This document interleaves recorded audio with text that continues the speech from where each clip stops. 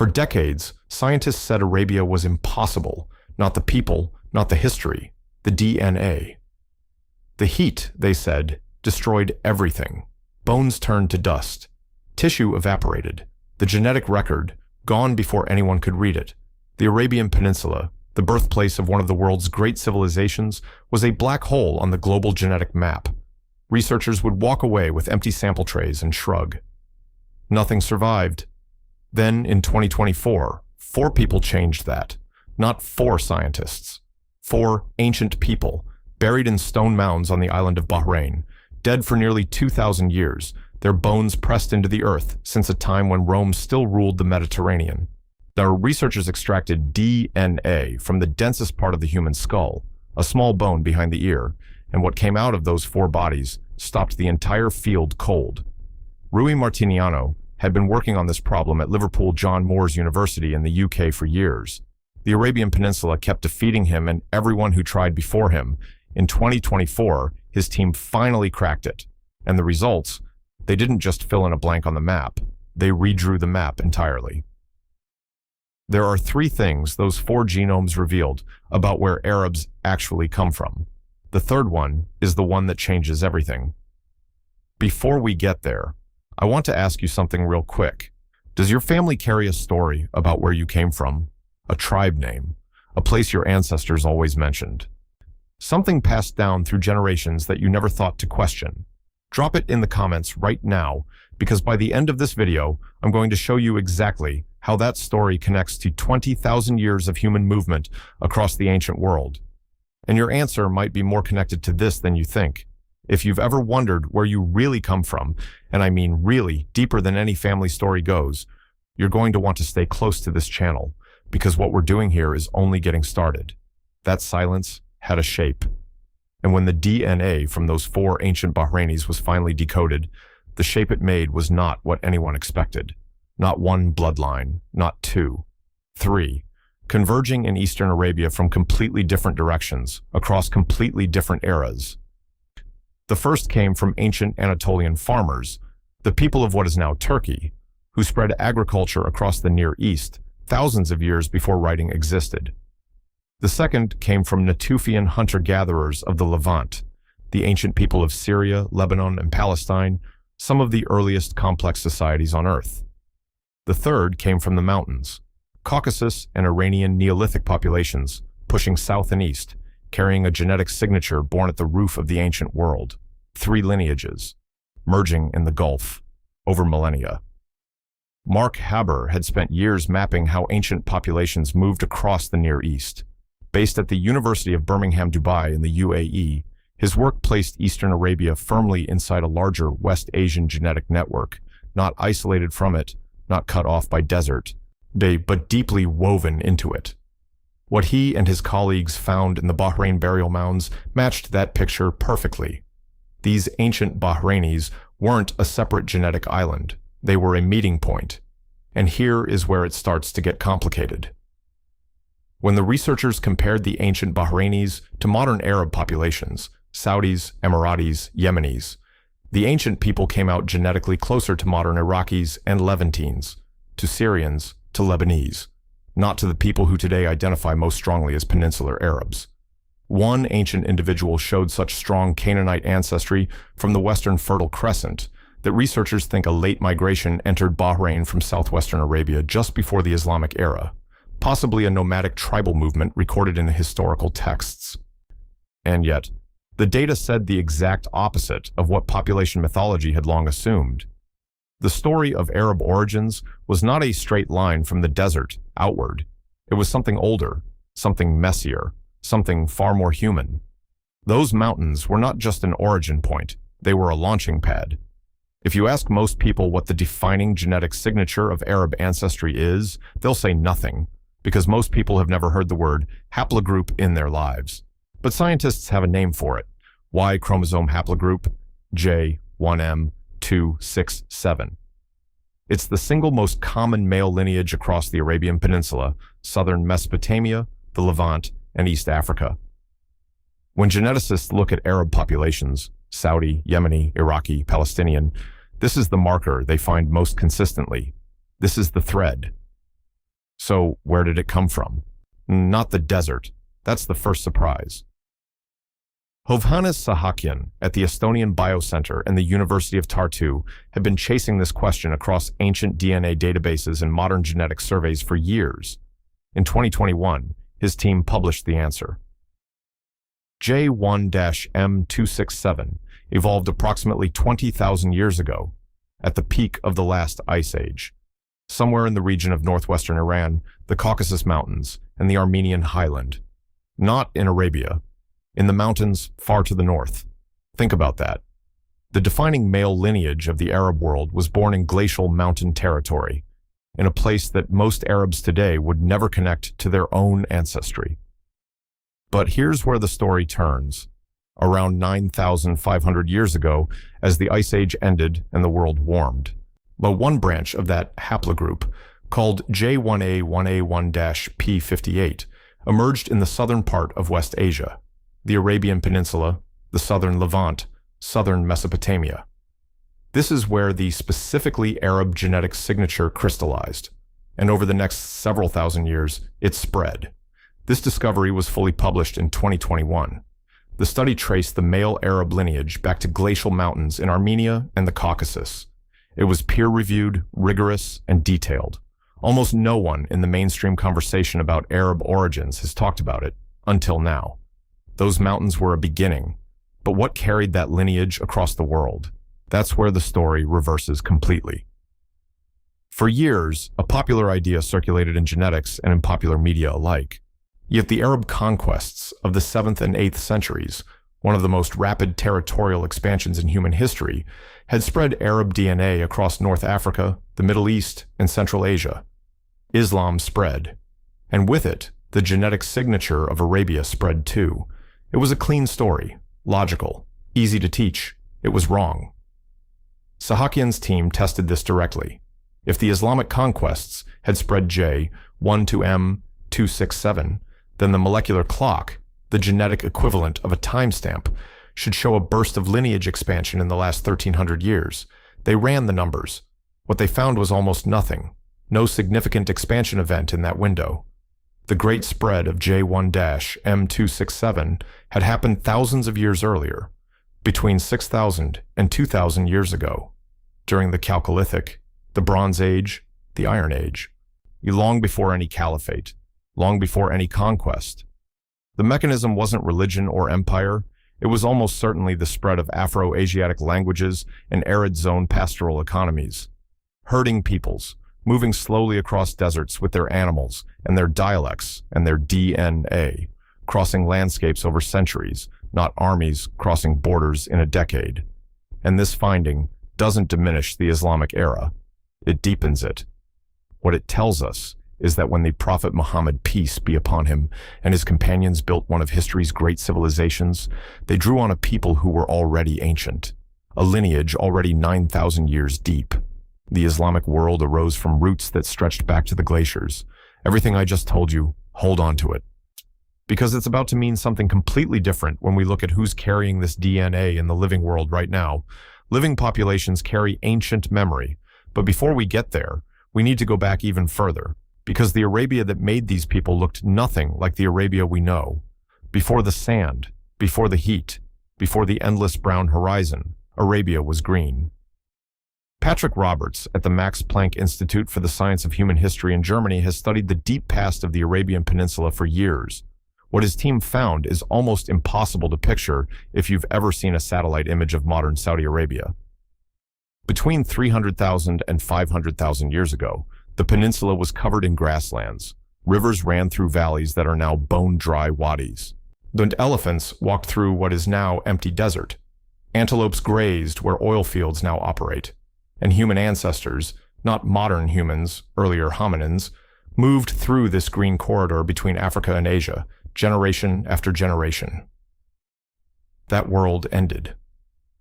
Around 6,000 years ago, Arabia dried out sharply in what scientists call the Dark Millennium, and the genetic record of present-day Arabians carries the scar of that moment, a population bottleneck, a sudden drop in genetic diversity written into the DNA like a wound that never fully healed. But here is the part that the Qatar Genome Program found in 2025, and this one genuinely stopped me. Researchers at Sidra Medicine in Qatar analyzed modern Arab genomes at a resolution never done before, so they found that peninsular Arabs are the closest living relatives to what geneticists call basal Eurasian, the most ancient branch of non-African humans, the oldest surviving genetic line outside Africa, still present, right now, in the Gulf. The basal Eurasian signal, the oldest human genetic branch outside Africa, is sitting in the DNA of people alive today in the Arabian Peninsula. Actually, before we go further, if you watched my last video on the DNA origins of the ancient Levant, you already met half of this equation. Those Natufian lineages we traced through Palestine and Syria, they're showing up now inside Arabian genomes. Did that connection surprise you? Tell me in the comments. Because what's coming next is the exact bridge between those two stories, and you're not going to want to miss it. Which at that bridge crossed a body of water, and the people who crossed it built a civilization so old, so mythologized, that it ended up in humanity's first great story. Dilmun. If you've read the Epic of Gilgamesh, the oldest written story in human history, carved into clay tablets in ancient Mesopotamia, you've heard this name. Dilmun was paradise, the land of the immortals, the place where the sun rose.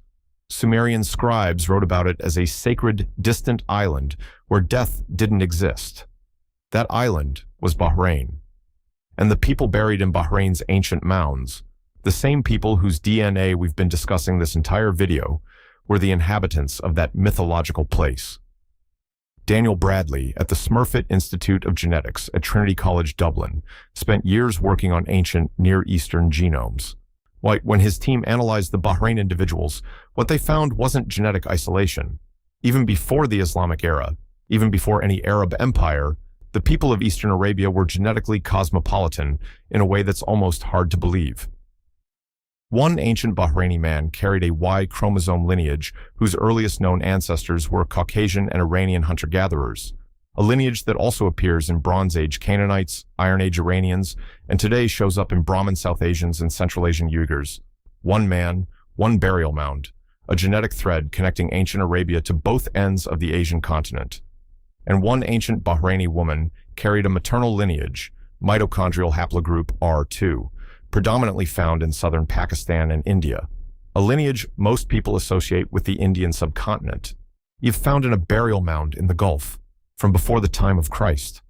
What they found next changed everything we thought we knew about the genetic isolation of ancient Arabia, because there was no isolation, and one mutation in the blood of these ancient people proves it, written there by 6,000 years of disease.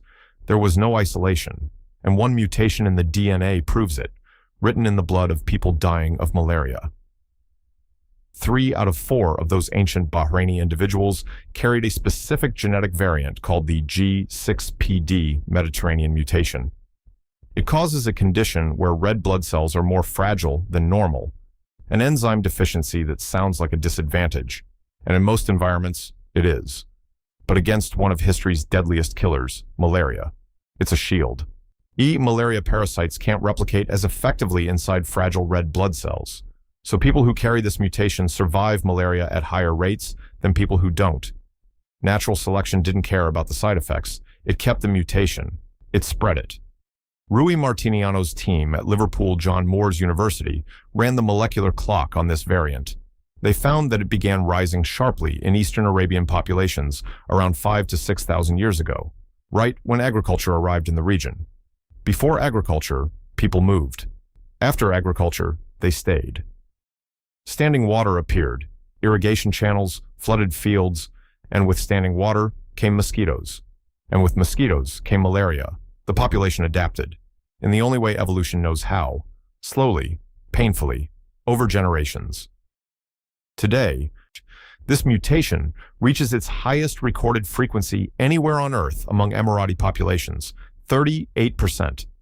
It remains elevated across Kuwait, Bahrain, and Iraq. A 6,000-year-old response to disease still encoded in the bodies of millions of people living in the Gulf right now. 6,000 years of invisible biological warfare, still running, in living people. Stay with me, because this next part is the reason this video exists. living bodies carrying ancient mutations. That's the story of one population. But what about the population that was supposed to be the original Arabs and wasn't? Here is where the ground shifts. When the researchers compared those ancient Bahraini genomes to modern Arab populations, side by side, sharing in the same analysis, they found something that the study authors had to word very carefully. The ancient Bahrainis, the people of Dilmun, the inhabitants of that mythological paradise island, they were genetically closer to modern Iraqis and modern Levantines than to modern Saudis, Emiratis, or Yemenis. Read that again slowly. The people who lived in Eastern Arabia before the Islamic era, before the Arab conquests, before the great tribal movements across the peninsula, their closest living genetic relatives are not primarily in Saudi Arabia or Yemen. They're in Iraq, they're in Syria and Lebanon. Something changed. After the Tylos period, after those 4 individuals were buried in their stone mounds, a new genetic component entered the Arabian Peninsula in significant quantities: East African ancestry. By a lineage from across the Red Sea, from the Horn of Africa, arriving in large enough numbers to reshape the genetic profile of peninsular populations. Modern Saudis and Emiratis cannot be statistically modeled from the ancient Bahrainis alone. You have to add an East African component to make the numbers work. The people who built Dilmun, who traded with ancient Mesopotamia, who appear in the world's oldest written story as the inhabitants of paradise, were replaced, not erased, not destroyed, but genetically diluted, absorbed, overlaid by new populations arriving from multiple directions over centuries. Mohammed Al-Mari at the Mohammed bin Rashid University of Medicine and Health Sciences in Dubai was among the researchers who mapped this finding. He represents something worth noticing: an Arab scientist at an Arab institution, using ancient DNA to study his own people's deep history, a new generation of researchers generating their own self-knowledge, their own answers, on their own terms. But here's where it gets strange, because that self-knowledge doesn't end in the past. Self-knowledge is the destination, but the path to it runs through a haplogroup that left the mountains of Armenia and ended up in the bodies of hundreds of millions of people across the modern world. The Arab Y chromosome signature, J1A1A1-P58, that 9,000-year-old lineage born in southern West Asia, did not stay in Arabia. It is one of the most widely distributed male lineages on Earth, and tracing where it went reveals connections that most people alive today have no idea exist. In Ethiopia, 4% of all J1-M267 lineages trace back to migrations from Yemen and Oman. So the genetic signature of ancient Arabia is alive and measurable in the Horn of Africa, carried there by people who crossed the Red Sea in boats long before history recorded their names. Now here's the one that genuinely surprised me. A specific branch of Jewish Kohanim, the priestly class in Judaism, whose lineage is tracked through the direct male line, carries a haplogroup that belongs to J101-P58, the same branch, the same southern West Asian root as Arab populations, 2 different religious traditions, 2 different histories, 1 shared ancestral genetic origin, somewhere in the ancient Near East, thousands of years before either tradition as we know it existed. Genetics doesn't carry theology, it carries biology. And the biology says these 2 peoples, who have defined so much of the Middle East story, share a common root deeper than any current division.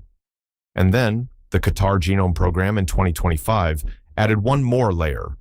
Researchers at Sidra Medicine in Qatar found entirely new Y chromosome markers among Arab males, variants that had never been described in any global genetic database before, which means the full picture of Arab genetic diversity hasn't even been drawn yet.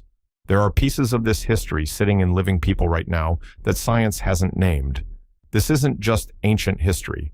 This is in your DNA right now, wherever in the world you're watching from. And yet, for all of this, we are still almost completely blind. The entire ancient DNA record for the Arabian Peninsula, as of right now, is built on 4 people. I mean, 4 individuals from one island. The Arabian Peninsula covers 3.2 million square kilometers. It contains Mecca, Medina, Sana'a, Muscat, Aden, Riyadh.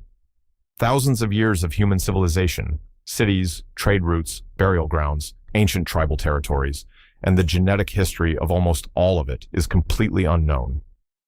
Richard Durbin at the Department of Genetics in Cambridge, one of the world's most respected population genomicists and a co-author of the Bahrain study, chose his words carefully when the paper was published.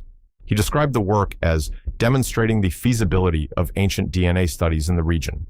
Not proving, not resolving. Demonstrating feasibility. That's a scientist's way of saying, we finally opened the door. Of the 25 skeletal samples excavated from Bahrain's burial mounds, each only 4 yielded enough DNA to analyze. The heat destroyed the rest. Bone after bone, sample after sample, gone. No ancient DNA has been recovered from the Hejaz, none from Yemen, none from Oman or Central Arabia. The people who lived in these places, who built the world that produced one of humanity's great spiritual and cultural traditions, their biological story remains buried, literally. The Qatar study found markers in living Arab genomes that no database had ever cataloged, which means the diversity that exists in living people today still points toward an ancient history that hasn't been fully described. There are burial sites being excavated right now across the Arabian Peninsula. The researchers know they're there. The bones exist. The question is whether the DNA survived, whether the ancient people of the Hejaz, of Yemen, of Oman left enough of themselves in the petrous bone behind their ears to be read 2,000 years later by machines that didn't exist when they were alive. One successful extraction from a burial mound in Mecca's surrounding region would be the most significant ancient DNA result in the history of the field. It hasn't happened yet. The map is incomplete. And the most important part, the center, is still blank.